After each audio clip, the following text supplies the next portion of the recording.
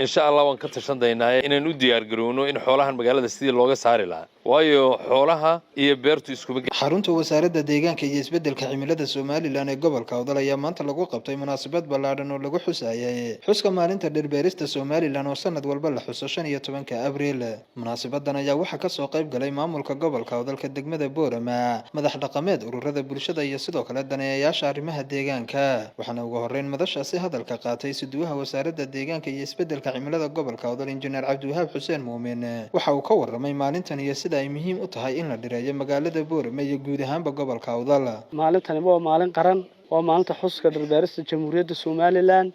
balse waxaan anagu maanta wax farxad noo weyn in hawshani aanu diyaarinay ilaa 20 kun ee geed yaalan aanu kaga qayb qaadano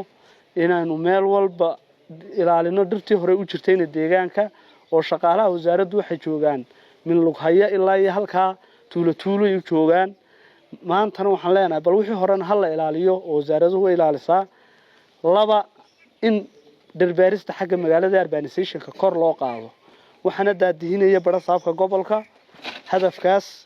iyo maayarka degmada iyo wasaaradda oo iyada waajibaadkayga ay tahay anaga ahaan. intaa kadib waxaa madashaasi hadalka qaatay qaar ka mid ah madaxda dhaqanka iyo sidoo kale mas'uuliyiintii kala duwanaa ee ka soo qayb galay xuska maalintani waxaana ay yiraahdeen gaarka odayaasha ugala shaqeeyaan anigu ka mid ahay xogogaalkan oo hawshan halkan laga hayay cimilada iyo macnaha isbeddelka cimilada deegaankeenan gobolka Awdal ahaan runtii hawl badan baa laga qabto dhirtu macnaha wala soo celiyay aad baa loo soo celiyay dadka anagu xogogaalka odayaasha hawsha kala shaqeeyaan ka midnahay oo maalintii dhirbeerista Jamhuuriyadda Somaliland waa maalin qiimeeyo qayle waa maalin ku muuqata aragtideedu ku muuqato oo dawladda hor joognaba in la dhiirigeliyo oo isku duwaha la taageero in la taageero ninkan wax qabadkiisa way muuqataay oo wasaaraddan la dhiirigeliyo wax qabadka ka muuqdo la si amba qaado oo wax qabadkiisa la taageero ayaa horta waxaan baleenayaa isuduwaha wasaaraddan Cabdiwahaab waa nin aad iyo aad u dadaal badan. waxaan leeyahay halka ka sii wad mawduuciinan maanta ee dhirtana waxaan aad iyo aad u dhiirigelinayaa oo ugu celcelinayaa warniyo dhirta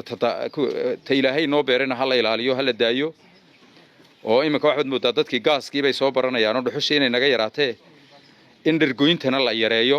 Somaliland dhammaan waxaan leeyahay loo kaco hal isu taago aynu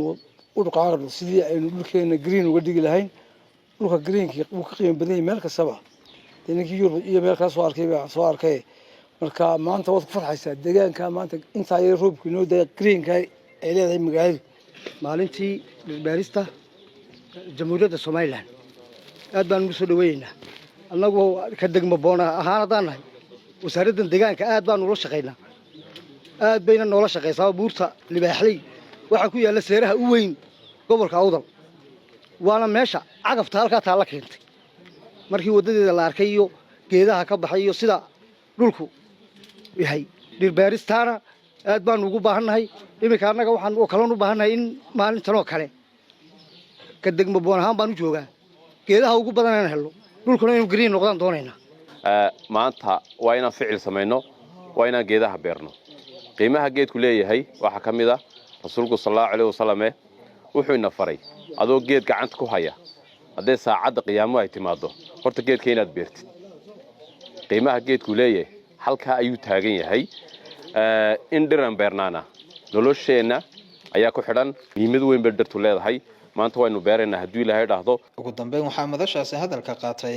maajirka magaalada Boorama Mustafa Faarax Qabile iyo sidoo kale barasaabka gobolka Awdal iyagoona carabka ku adkeeyay inay muhiim tahay in la dhireeyo magaalada Boorama iyo guud ahaanba gobolka Awdal. waxaan doonaynaa insha Allah ta'ala inaan keenno qorshe aan doonayno in magaalada in lagu cagaariyo wasaaradana waanu ka wada shaqeyn doonaa haddii Ilaahay dhaahdo. maantana waxaanu qaban doonaa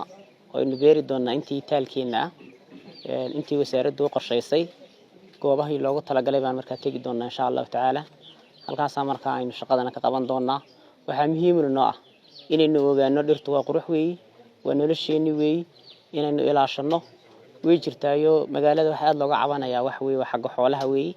anaguna qorshayaasha gacantan ku haynaa suuragal noqon mayso iyagoo magaalada dhexdeeda xoolo lagu dhaqayo oo geeli joogo oo adhigi joogo haddana hal la yiraahdo dhir ha lagu beero isma qabanayso. marka waxaan ka soo saari doonaa marka amra adag baan ka soo saari doonaa maadaama xilligii roobkana ay ku soo beegantay maanta oo roobka Ilaahay subxaanahu wa ta'aala inoo shubay waxaan u baahanay reer awdalow inaynu ka faa'iideysano dhirta aan lacag laynaga qaadaynin guri waliba inuu hortiisa ka beero geed baynu maanta munaasabada doonaynaa inaynu ku ilaamino qof waliba inuu geed beero waxba inagu ma aha geedka inaad qaato gurigaaga ka hor beerto caafimaadkaagii iyo quruxdaada gurigaagii iyo qiimiga gurigaaga kordhiya xitaa meelaha public ana maayirka waa kan jooga insha Allah waan ka tashan doonaa inaan u diyaar garowno in xoolahan magaalada sidii looga saari lahaa dawladda hoosena u diyaar garowdo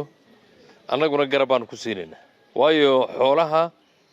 iyo beertu isku begelayaan meelaha public ee wadooyinka waaweynna saaka waan ka bilaabaynaa waa iyadana waa laga beerayaa waxaan u baahanahay inaynu waxqabadka iyo horumarka inaynu iska kaashano xukuumad cusub baa wadanka ka dhalatay waa ogtiin oo 90kii maalmood